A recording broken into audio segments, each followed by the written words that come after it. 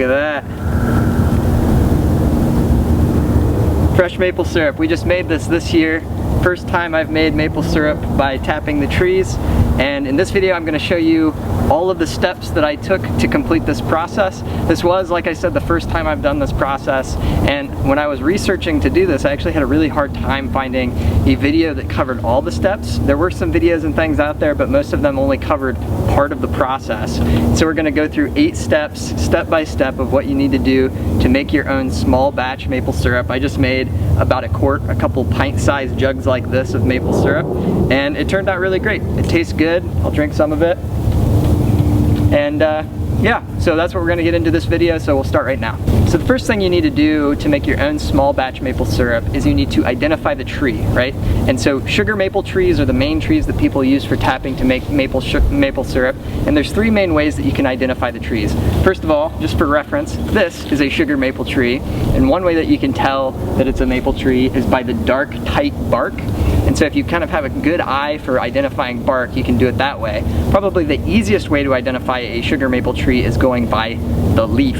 That's how a lot of people do it, but that only works if you can identify it in the summer and then mark it and then come back and find it the previous year. So if you're able to do that, then I encourage you to use the guide that's in the link that I'll leave down in the description.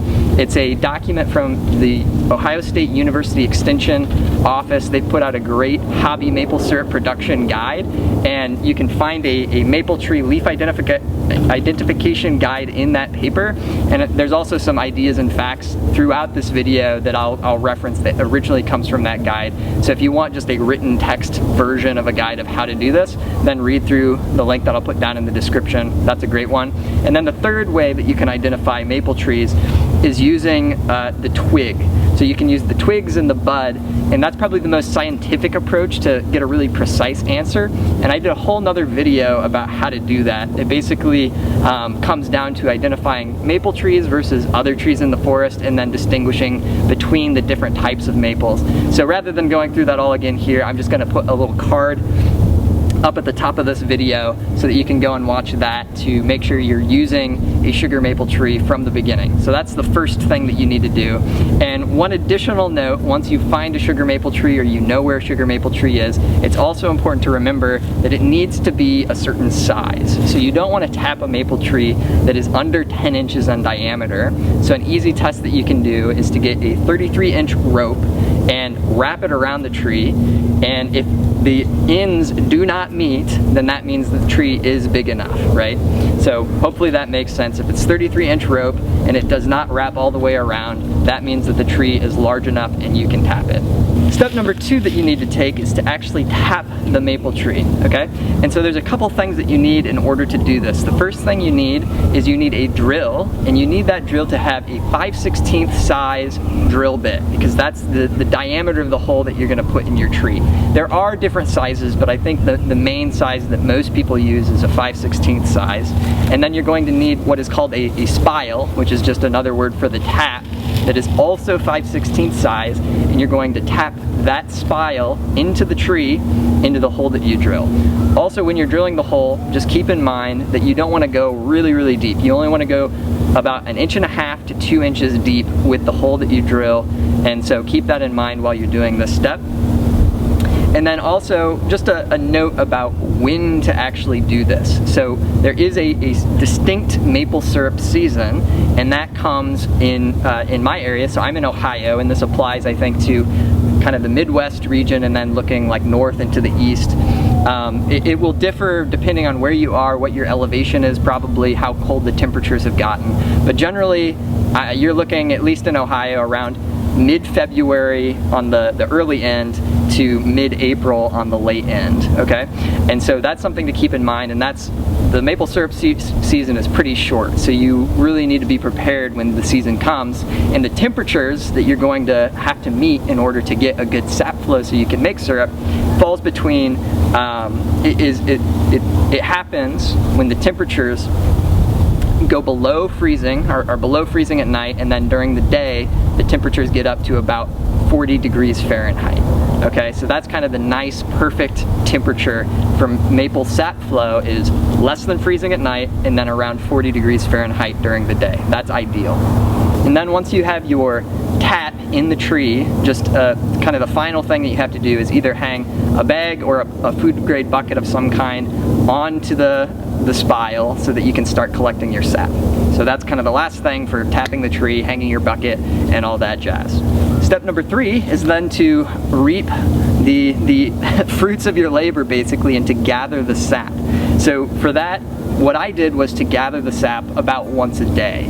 And so kind of at the end of the day, after I was done with work, I would come out into the woods, I would get my bucket, take my sap, and I would collect it. So there's a few different options you have also for storing that sap, because you probably don't want to boil it down every day if you aren't getting a lot of sap. So I've only tapped a few trees, and so I wasn't getting a ton of sap every day. And so what I would do is I would take the sap and I would put it in like a pitcher or like a Tupperware, a big Tupperware container in the fridge is one way you can store it.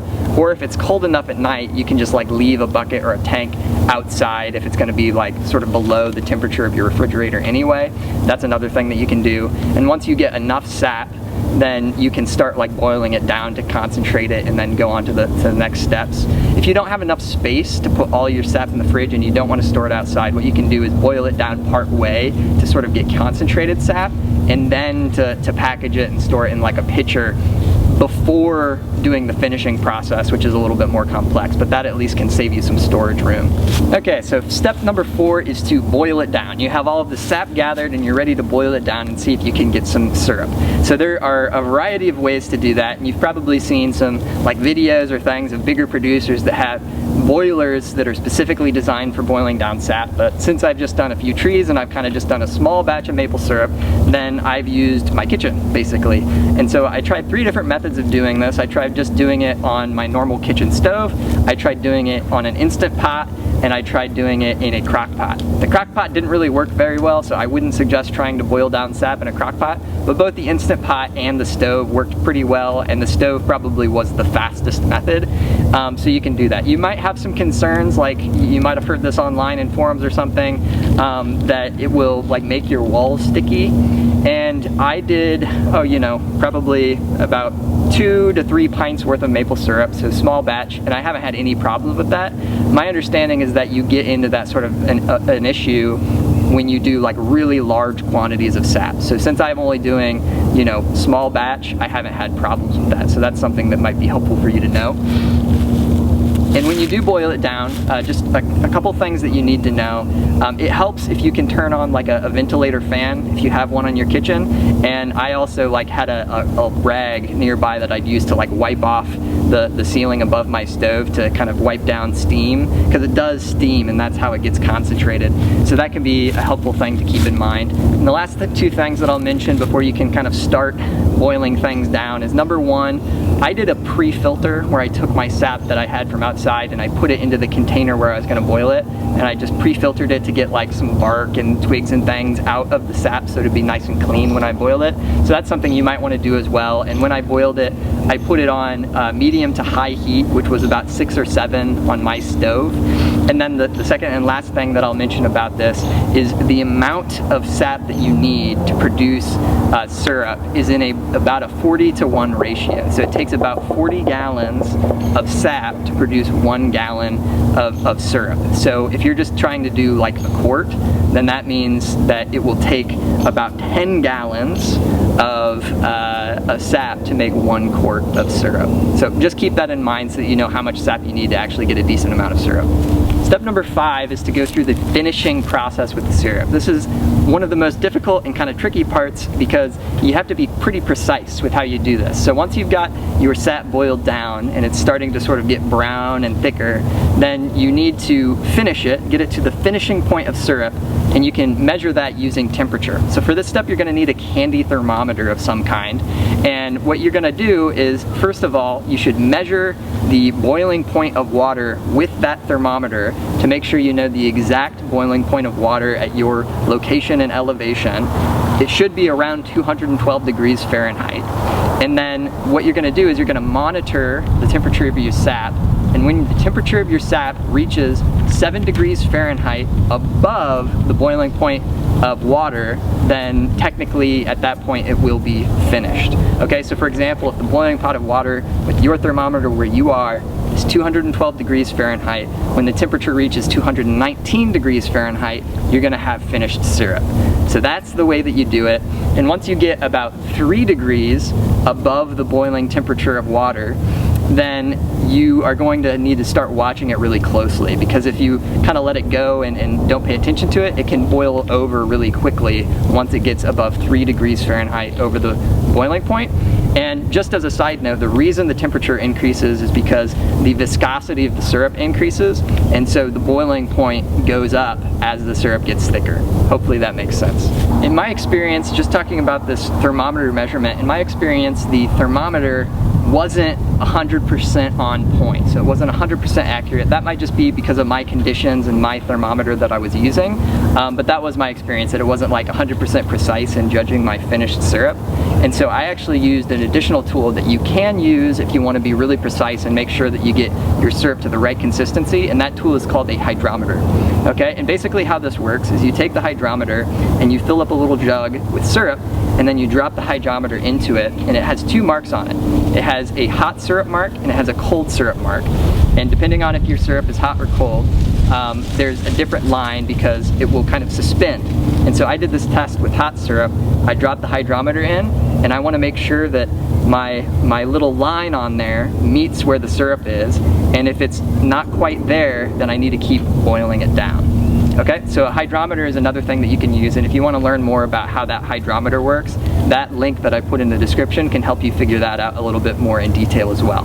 So keep that in mind, and when you do this, when you're measuring this viscosity, here's why it's important. To get the perfect range of density for your syrup, you need to be at what's called 66 degrees to 68 degrees Brix, which is a measure of the density or viscosity of the syrup. And the reason this is important is because if your syrup is too liquidy, if it's not dense enough, it can get moldy or go bad once you've packaged it. And if you kind of go overboard and you make it too dense, then it can form like chunks of sugar on the bottom. And so you want to be right in that happy medium of where your syrup's going to be the perfect consistency. And personally, from my perspective, I sort of erred on the side of being too thick because I would rather it kind of get some sugar crystals in it or some sugar chunks rather than having it mold and go bad. So that's kind of the technique that I used personally. Okay, the 6th step that you need to take is to filter the sap, or filter the syrup rather. And the way that you do this is by using 2 filters. There's what's called a pre-filter or a paper filter, and then there is a thicker a final filter that you use. And you put these 2 filters together, you get them a little bit damp in some like hot water or some hot sap, and then you can begin filtering your finished syrup through it into a container of some kind. And so the reason this is done is basically to improve the clarity and improve even the flavor of your syrup, because it filters out the sugar sand, which is kind of the silty material that's formed during the boiling process. So this is a step that it is important to get like ideal syrup.